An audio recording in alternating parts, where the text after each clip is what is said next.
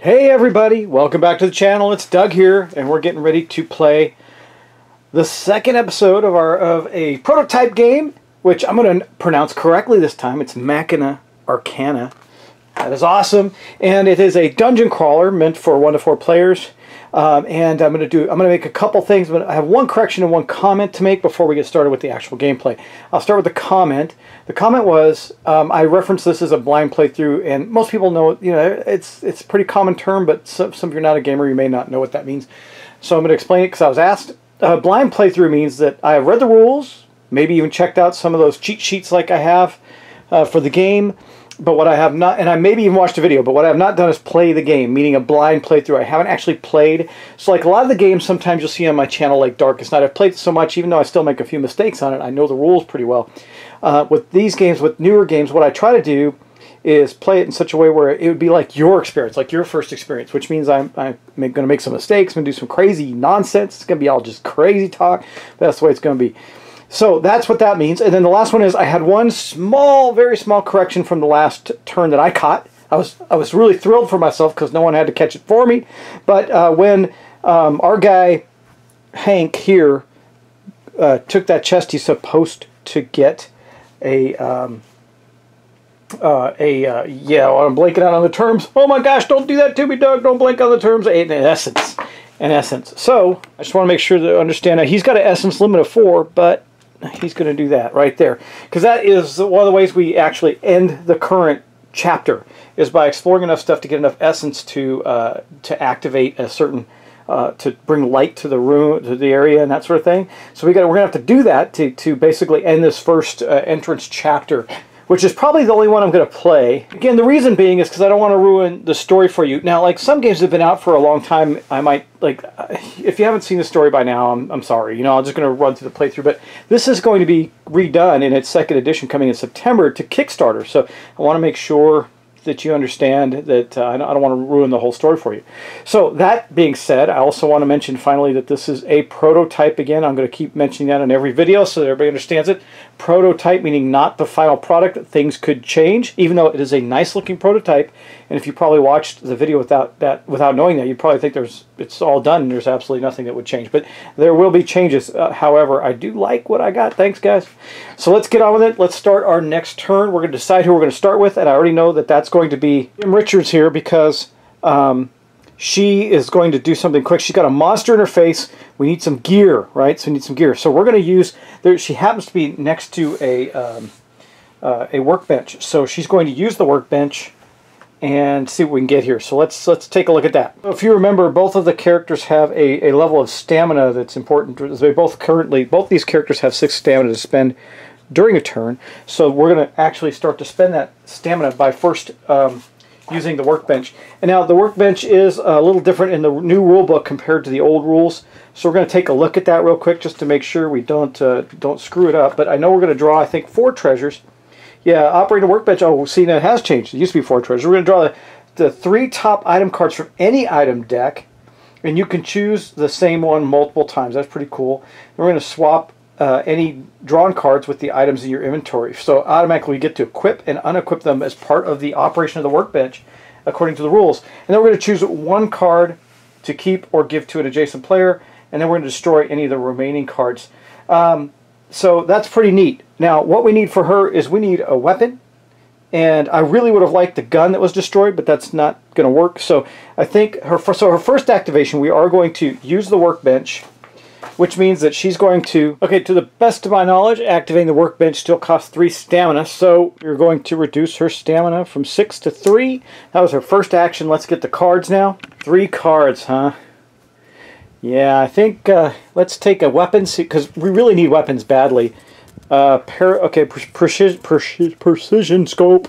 Weapons can target through obstacles. That's not going to be helpful. Let's get another weapon and see what we get. Looks at stabilizing rails, increase weapon attack rolls by 1. This is getting challenging. I don't know what to do here, guys.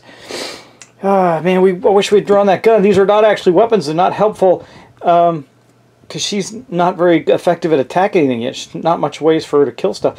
Let's take an apparel and see what we get.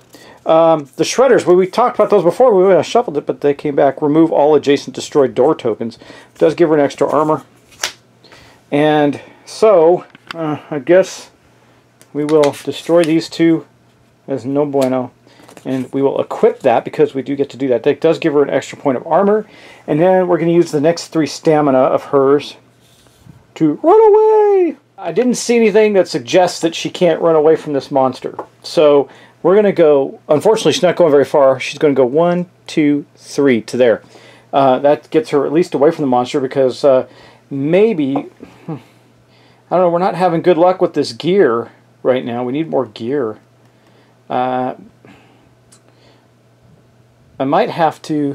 Actually, I take it back. There's an event space right there. To activate this event space, because you can do things diagonally from what I understand, costs 3 as well. That would cost her whole thing and set her up to be attacked. I don't know if I want to do that either. Actually, let's do this. She's going to...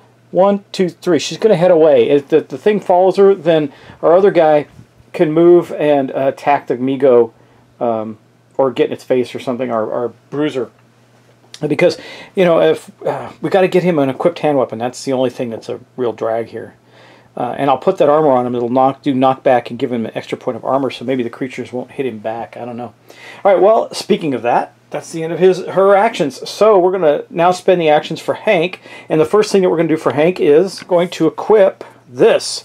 So equipping an item is going to, let's see, equip.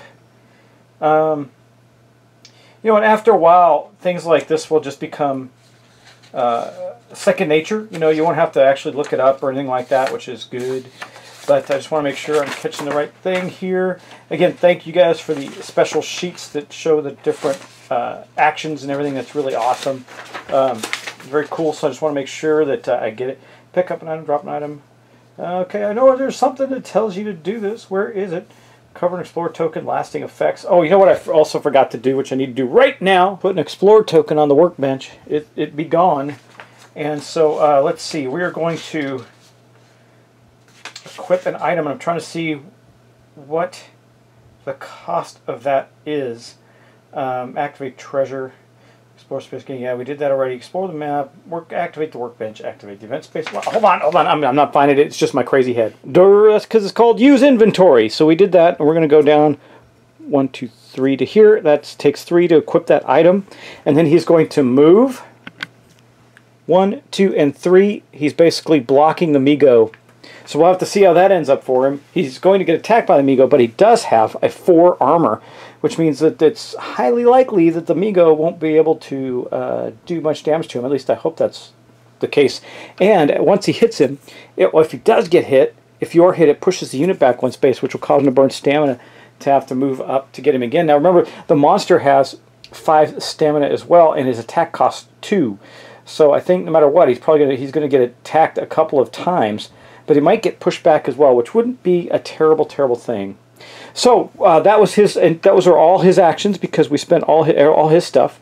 So that means we go to the next part of the phase, which is going to be the spawn phase. We're going to check to see if things spawn. Now you know that our spawn rate is currently a 7 on a D10. Let's see if we actually have any other creatures come on the board. Actually, we have a problem. I forgot about this card here. Reduce Explorer stamina, max stamina by 1.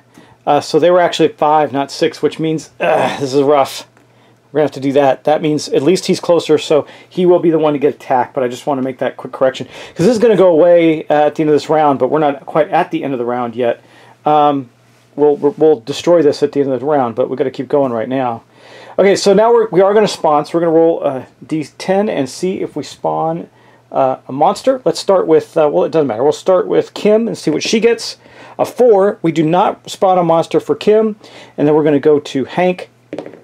A 1, we do not spawn a monster there either. Our spawn rate is 7. If you don't know why it's 7, go back please and look at the next video. And then the next thing we're going to do is make a horror check. Now that's a lot different. That's a 4. So let's see if we have something come up there. We just make 1. We do. So this will be destroyed, and we're going to draw another horror card out of the pile. Just going to move these over right there, and we'll get to that, and then I'll put these up there so we can have a discard pile. Okay, I'm going to draw the next one. Plunge from the darkness. A terrible shriek rang through the halls, chilling us to the marrow. Then a brief moment of silence while we peered nervously into the looming darkness. Alas! Our fears were realized when the eerie sound began anew, growing louder as threatening shadows moved towards us relentlessly. Move a monster up to 2 spaces. Well, that's okay. He only needs to move 1. He's going to move right to there. And that'll end that bad card. And now we're going to go into the monster phase. The problem with that is he didn't have to burn his stamina to move up to attack. That kind of sucks. And now he's in our way too. Jeez, come on now. Okay, well, let's do this. So now we're going to go to the monster phase. Now the monster doesn't need to move. He's fine where he's at, so he is going to attack. Let's take a look at this. So he's got 5 stamina. It requires 2 stamina for his attack. He's got 0 range. He's going to roll 3 white dice. He has to overcome our armor, which currently for him right now is a 4, which is pretty good. Oh, but I did forget. This is actually not that great. Though that does give him a will, so he does have a 3, but this is an arcane attack. It's going to go get against Hank's willpower. So let's get the dice out that the Migo will roll, which are 3. These are them right here, 3 regular white dice. And what that means is that if we roll, overcome his 3, total of 3, then he will take a wound. It's not a wound for every pip over anything, it's just a wound. Let's see what we get. Oh, well, I think if it equals 2 or greater than, I'm going to double check that, but I believe that is correct on the attack. It says the attack value. If the attack roll is less than the target's blocking attribute, it is not. It is equal to. So I assume that means he is taking a damage. So here's the thing. He took a point of damage, and then his armor activates. Push adjacent unit 1 space. Well, I think either way, if I pushed him this way or this way, I'll push him this way to get him out of the way, I guess. It doesn't say I have to push him in a specific direction. I just imagine I can't push him behind me. That wouldn't make sense. But that does put him in a place where he's now going to take his, because that's now only 3 of it. That was 2 of his stamina, so he's got 2 more left before he runs out, and he can move 1 more. So he will then attack our Kim Richards, who has a 2 defense, so very likely to be hit in this case. So let's roll that. Okay. Of course, wow, glad it isn't by the amount of pips. Okay, she takes a hit, doesn't have any other effect, that is it. We can't do anything about it. Bada bing, bada boom. That's it. But he does have 1 more stamina left. I'm going to assume due to the nature of it, it really doesn't benefit him the monster to move anywhere. I think he's okay. Yeah, I don't see the value in that. And I also can't see how we can lure him on the trap, but there is treasure around and all that good stuff, so we got to get down to where we can effectively kill this guy, I think. There's exploding barrels around too, but those are circumstantial, and we don't want to do that unless we can get him next to it and also make sure we're far enough away for that to matter. However, I do think that that ends the round. So here we are, we're at the top of the round. Our characters gain their stamina back. And we are going to keep going. I don't think there's anything else to do. We really can't do much. The problem is this Migo's got a defense of 3, and the odds of us actually hitting him are not great. I think it's impossible on a single die, and I don't have any other dice to attack with. So right now we really can't do anything to this dude. We got to get some weapons. You saw that I tried. One of the cool things about having a big item deck is there's lots of items. One of the downsides is there's lots of items, and a lot of them aren't weapons, even in the weapon deck. So let's we equipped some armor against a monster that doesn't matter, at least for Kim. I think we'll go with Kim first, okay? Now unfortunately we're back to 6 stamina, so she's going to go 1, 2, 3, 4 to get to there. She's going to stop next to that. She can't really do anything. She no longer has line of sight on the creature. She's going to try and collect a treasure, see if we can get a real weapon in hand. And that is actually going to be the end of her turn. So I'm not going to go to her player board or anything. We're just going to rush around, see if we can get something done here. There are some restoration areas around. There's one way over here. I thought there was one over here too, in here somewhere, but I don't see it.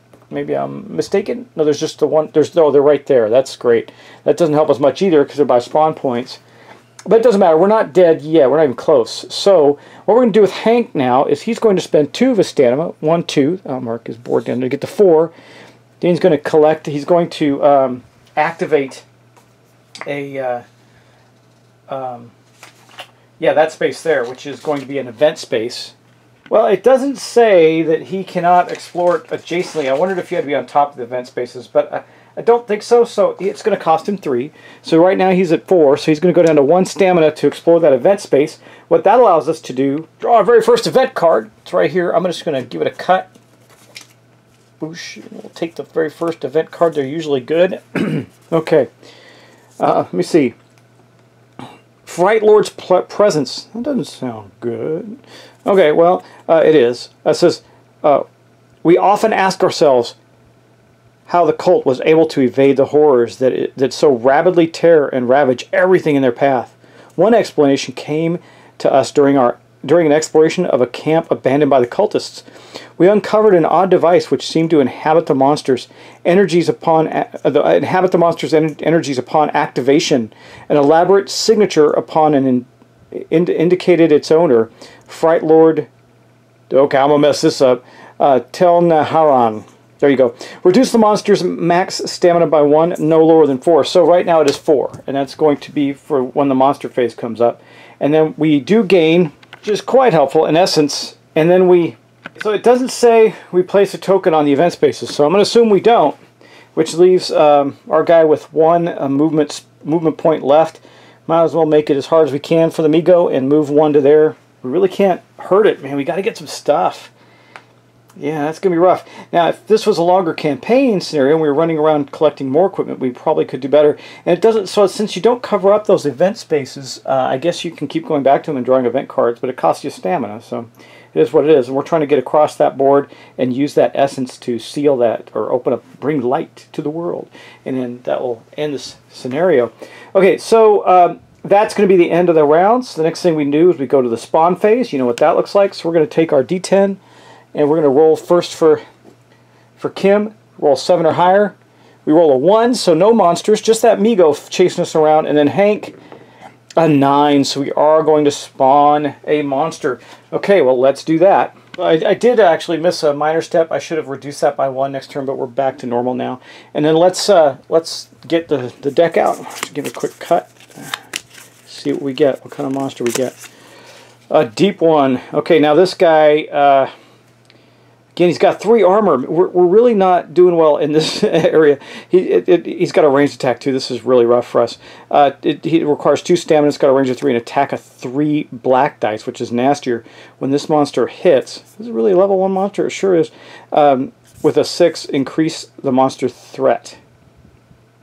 Then increase the monster threat. Man, he's going to be really dinging us here. We got to get this guy out the way. Let me get a token for him. So based on what I'm counting out, this one is still closer, so we're going to do that. It's going to go right there. And then we're going to roll for our horror check before we activate all our critters. And we did actually get another horror event, so let's pull that out and see what that says. Abominable Blast. The beasts seemed to listen to the air surrounding them as it was giving them instructions. The abominable glow started to emanate from their appendages, and the rage from the event, from even this distance, hold on, I'm totally messing that up because the text is small.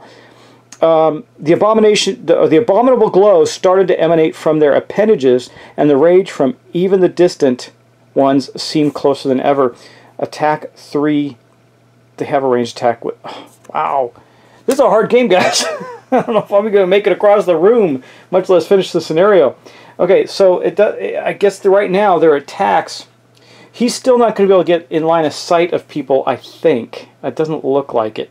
And if he does, it's going to take him too much of his movement because that requires 3 stamina.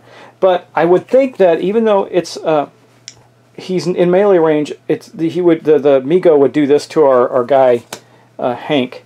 So now we've done that. We've resolved the horror check. We're going to go to the monster phase. So we'll do the deep 1 first, and we'll take his movement.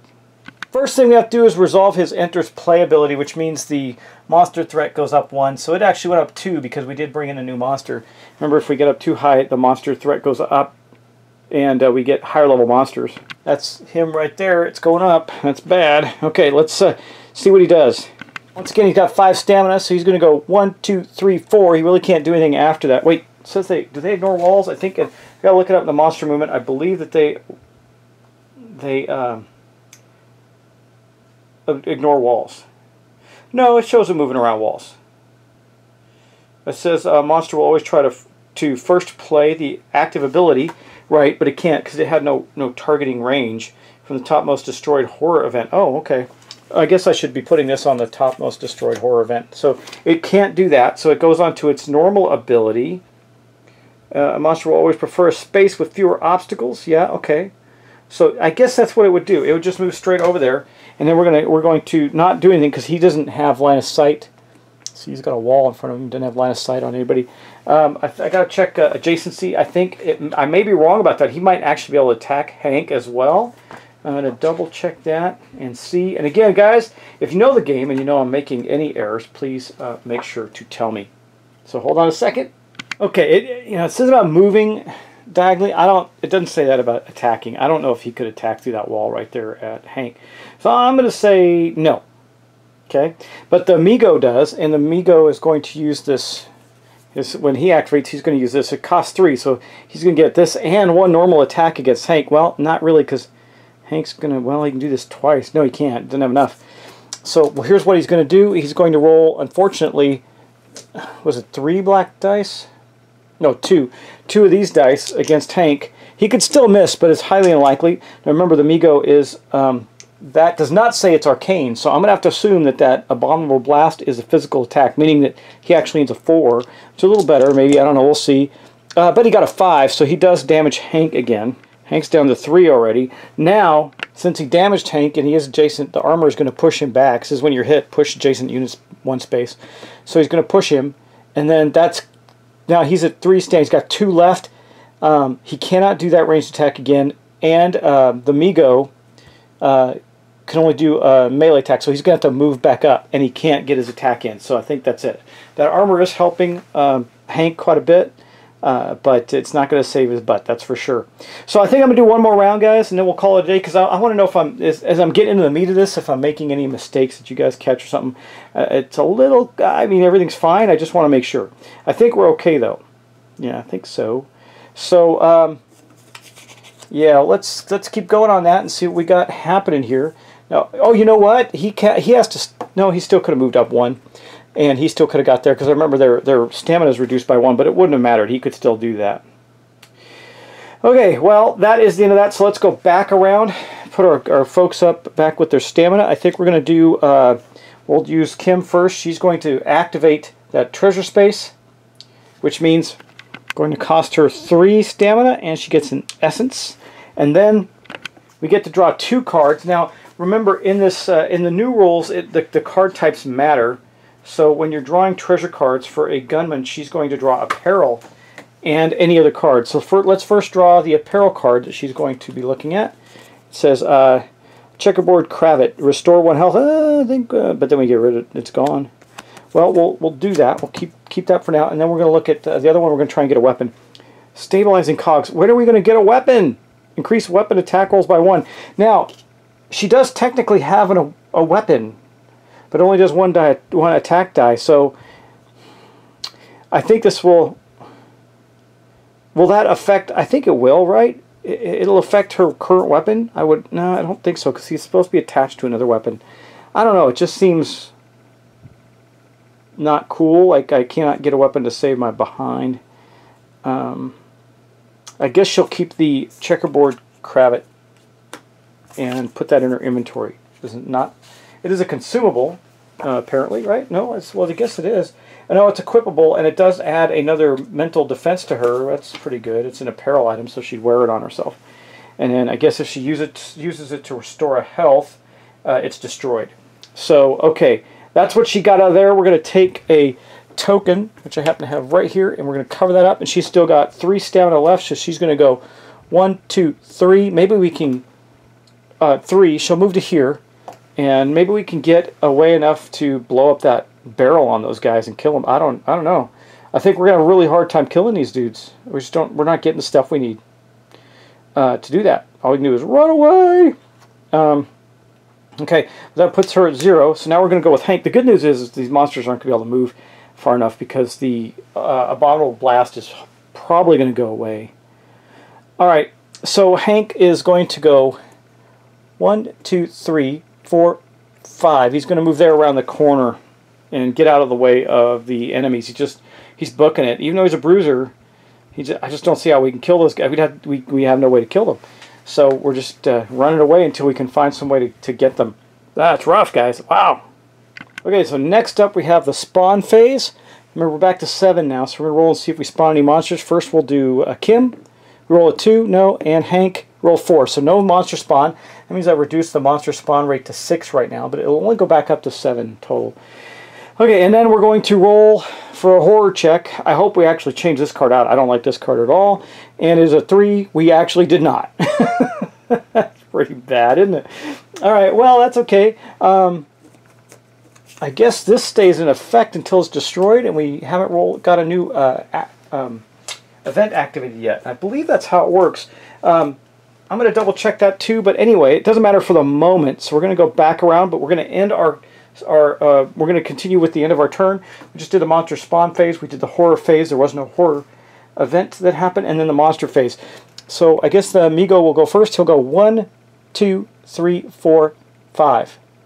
That's all he can do. That's his entire stamina right there. And if this card's still in play, actually, he can only get it to here. So we'll go 1, 2, 3, 4. Maybe we can outrun these guys. Maybe we can.